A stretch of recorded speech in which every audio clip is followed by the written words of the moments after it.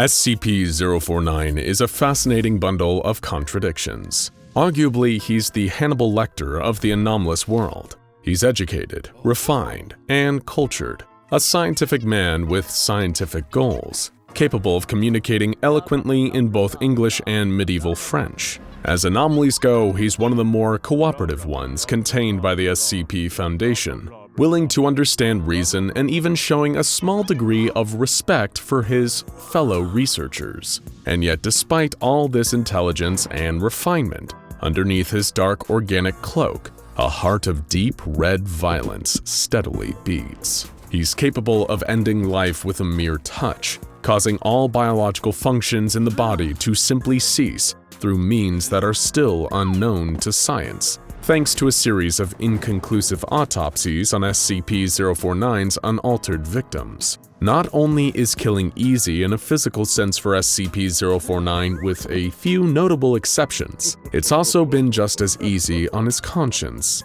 Such is the danger of the man or monster who believes unshakably that his goals are righteous. Any moral crime is permissible if done in service of seeing them through. And for those who die at SCP-049's hand, an even greater indignity awaits. His inhuman experiments, the gateway to a second life as an abominable crime against nature, a glob of malignant spit in the eye of God. But let's not get too ahead of ourselves here, students. We've mentioned SCP-049 countless times in passing before. Some of his strange tales, his interactions with other anomalies like SCP-682, and even with some of your questions and theories about this bone-masked scientific madman. And yet, he still remains a mystery. Perhaps to truly understand this fascinating walking question, we need to return to the beginning and give the classified files behind the Plague Doctor a closer look. Like many of the infamous anomalies discovered by the SCP Foundation, the files indicate that the discovery itself was first triggered by a series of mysterious disappearances in the sleepy town of Montauban, out in southern France. People across races, classes, ages, and genders were simply falling off the map, suggesting a highly indiscriminate assailant. Little did the Foundation know, in the beady avian eyes of their killer, they all had an extremely important commonality. Each and every one of them was infected with the Pestilence, the invisible scourge, the Great Dying. Their killer was the only one with the proper diagnostic mind to even notice the infection. He was the only one who could save the world from this insidious, unseen threat. And then the SCP Foundation discovered his laboratory. The Plague Doctor had been doing his delicate work in an abandoned house on the edge of town. The kind of place that gets whispered about in local rumors. A bad place. A cursed place. Little did they know, it was only the latest in a long line of covert research centers for this singularly inspired medicine man. While some of the details were a little foggy in his memory, he'd been carrying out his work for a little over 400 years now, moving from place to place, causing strings of disappearances wherever he showed up. In his own words, he's an extremely well-traveled man. And still the cure for the blasted pestilence continued to evade him. He sat in that decrepit Montauban house, surrounded by groaning, writhing abominations of his own creation, taking meticulous notes. Nothing would break his concentration, not even the strangers in the black tactical gear with large guns kicking in his front doors. His many cured patients didn't take kindly to the intrusion on their treatment and decided to swarm the interlopers. What followed was a violent struggle between the intruders and the cured, resulting in several of the intruders injured and all of the cured dead once more. During all this chaos, the Plague Doctor never once stopped taking notes. When he was finished with his sentence, he willingly submitted to capture by this mysterious SCP Foundation.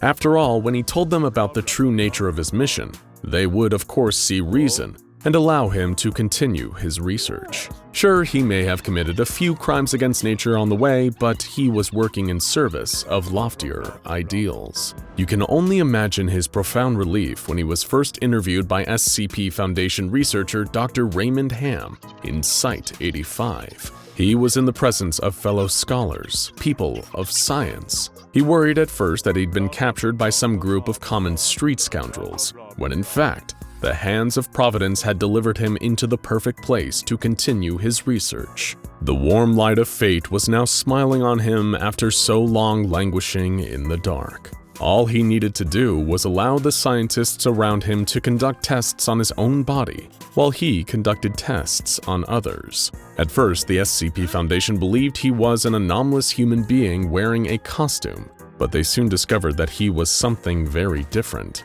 What they thought was a mask was actually an outgrowth of his skull, a kind of insect-like exoskeleton. The robes were also a component of his body, a kind of thick hide that developed over the years. The thickness of the hide itself also made him impervious to a great deal of physical damage. Despite his politeness, research notes on the Plague Doctor indicated that Foundation personnel found interacting with him uncanny. There was an oddly eerie quality to him, something indistinguishable that just felt off. The Foundation also found that the Plague Doctor, whom they initially addressed as Doctor rather than SCP-049 out of a sense of mutual respect, also came with a number of strange personal effects. These included a long pointing stick, similar to the ones used by medieval plague doctors to touch things without fear of contamination. This stick was soon confiscated. It didn't possess any anomalous qualities, but the Plague Doctor had a tendency to gesture grandly with it as he spoke, and the Foundation feared he absent-mindedly take someone's eye out with it if he wasn't careful. The other two personal effects that the Plague Doctor prized greatly was his old-fashioned medical bag and the notebook that he obsessively recorded his observations with. The medical bag, which seemed to exhibit anomalous properties, contained a mix of archaic medical tools as well as some that the Foundation has been unable to identify. It's through the tools in this bag that the Plague Doctor is able to create instances of SCP-049-2. As we alluded to earlier, the Plague Doctor can kill with a touch, but that's only part of what he does to his victims. After causing all their biological functions to cease, he takes the tools out of his medical bag and begins performing crude surgery on their corpse, including using a syringe to inject an unknown anomalous liquid into their flesh. While the specifics on the Plague Doctor's modifications can vary from victim to victim, the result is often the same. They're converted into strange, shambling abominations that aren't capable of any kind of higher thought. For the most part, their movements are extremely basic and limited. However, if they're provoked, they can become frighteningly violent, more than capable of killing an armed Foundation guard if they don't remain alert during the engagement. The SCP Foundation was given a unique opportunity to understand more about SCP-049's twisted experiments. As part of his conditions for containment, they agreed to provide the diabolical doctor with a number of fresh test subjects. The doctor was eager to continue his work, and through watching him work, the SCP Foundation could learn a great deal more about him. Though we wouldn't even pretend that the Plague Doctor's work has ever been enjoyable to watch. They presented him with some live subjects and a much greater number of mammalian corpses. He would spend several days working intensely on each one, then documenting his findings in his precious notebook. As a mark of respect for the Foundation scientists around him, the Plague Doctor was more than eager to share his research with them and compare notes. He was always a talkative one, perhaps just as excited to discuss his experiments and theories with like-minded scholars after so many years of working alone. Here are 4 notable instances. First, the Plague Doctor was presented with a live D-Class specimen. He thanked the Foundation greatly for this gift, then set about his work. He asked the unaware D-Class several questions about his medical history while retrieving tools from his bag, before quickly touching and killing the man. He performed extensive modifications on the D-Class corpse, and when he was resurrected as an SCP-049-2 instance, he was barely recognizable as his original form. He was a bizarre, flailing creature, constantly groaning and gasping from the oblong-shaped hole that the Plague Doctor had carved into his chest. While performing this horrifying work, the Plague Doctor eagerly remarked to the observing researchers that the cure appears to be extremely effective. Next, he was provided the corpse of a recently deceased goat, which he also expressed gratitude for. After performing surgery on the creature, it was successfully resurrected into a bizarre SCP-049-2 instance. However, the Plague Doctor readily admitted that this definitely wasn't his best work, commenting, "The disease was still in its nascent stage. My veterinary practice is rudimentary, but the patient responded well to the procedure. Next, he was provided the corpse of a recently deceased orangutan. The plague doctor was delighted by this, commenting that, given primate similarities to human physiology, this would be the next best thing from a true human test subject. However, this research became surprisingly fraught. He killed and reanimated the beast 4 different times, seemingly unsatisfied with the result each time. And when he failed to reanimate the creature a 5th time, he seemed disconcerted. In a debriefing discussion, the plague doctor said, "I have learned so much from this, though I fear my early optimism was misplaced. I hadn't yet come across such a stumbling block on my road to the cure. More subjects like this would do a great deal in advancing my research." Next, it was provided with the corpse of a recently deceased cow. This irritated SCP-049, who wanted test subjects who were physiologically closer to humans. Still, despite his frustration, he continued to work. He took only brief breaks to enjoy a meal of hard cheese, salted pork, and thin crackers. Tests showed that SCP-049 didn't require sustenance to survive, but he enjoyed the act of eating and found that it helped him with his work. He embalmed the cow, rearranging its organs, and even inverted its head. However, this didn't impede his work. He injected it with a variety of liquids, which he described as the essence of the humors. When asked to elaborate further on this, he said, "The pestilence may bring about a systemic imbalance. In such a case, before true healing can begin, one must find the humors in balance or the body will reject the cure. This is, of course, elementary knowledge for the practical physician. I would have thought to have learned this during your education." After being provided a working cattle prod to induce a little electricity into the equation, the plague doctor successfully reanimated the mutant cow. From here, things started to go downhill. Dr. Ham decided to conduct another interview with SCP-049, hoping to get into the finer details of his scientific process. However, they hit some major roadblocks. SCP-049 seemed to be unable to actually articulate the true nature of the pestilence or his process in seeking the cure. Even his notebook wasn't written in any known language and proved impossible to decipher. As the interview went on, the plague doctor seemed to become increasingly distressed, insisting on the importance of his work to helping the human race prosper and survive this terrible plague. All he needed in exchange was more test subjects. The practiced civility that had been built up between the plague doctor and the SCP Foundation crumbled in 2017, after a tragic incident in the plague doctor's cell with Dr. Ham.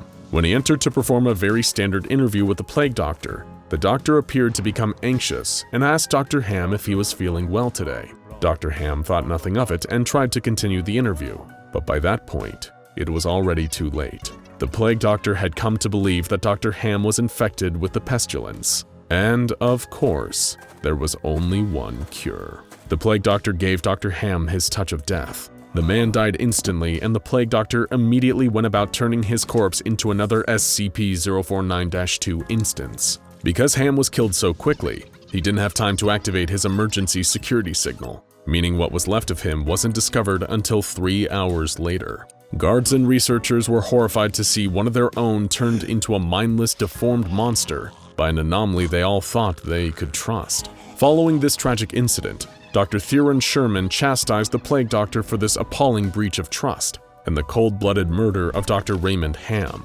The plague doctor, in a state of increasing distress, insisted that Ham was infected, and he did all that he could to cure him.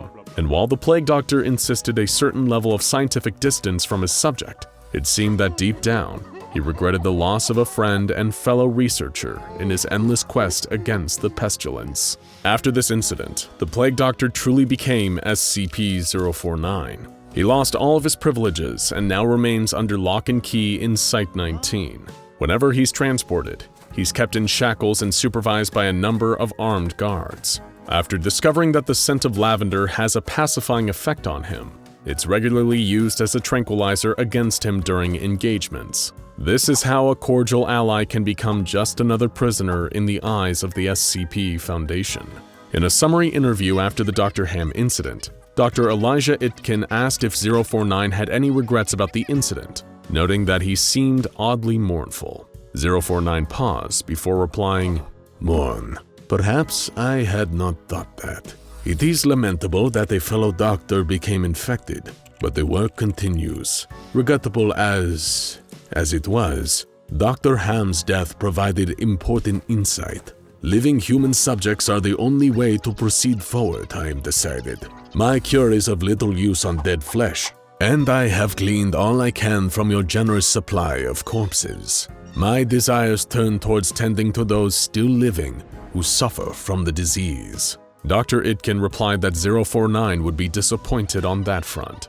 He just laughed in response and replied, "Oh, Doctor, I wouldn't be so sure." Now go check out SCP-049 What Actually Is the Pestilence? The Plague Doctor Questions and Theories, and SCP-049 Going Home for more on the enigmatic Plague Doctor SCP-049.